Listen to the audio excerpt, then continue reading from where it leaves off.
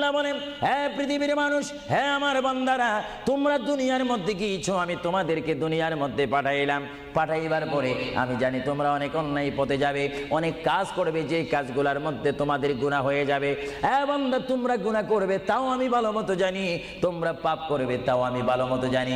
বান্দারে, পাপ করার পরে, গুনাহ করার পরে একাই কি মসজিদের মধ্যে তোমরা কেঁদেছো, রব্বানা যালামনা, বলেন রব্বানা যালামনা আনফুসানা ওয়া ইল্লাম তাগফির লানা ওয়া তুরহামনা লানাকুনান্না মিনাল খাসিরিন বলে বলে মসজিদে কেঁদেছো, আসরের নামাজ পড়ে কেঁদেছো, যোহরের নামাজ পড়ে কেঁদেছো, মাগরিবের পড়ে কেঁদেছো, এশার নামাজ পড়ে কেঁদেছো।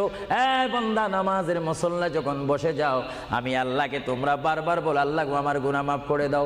তার রাসূল যদি তোমাদের জন্য আমার দরবারে সুপারিশ করে, সঙ্গে সঙ্গে বান্দা তোমার অতীতের জীবনের কবিরা সগীরা গুনাহ মাফ করে দিব। জোরে বলেন সুবহানাল্লাহ, আরো জোরে বলেন।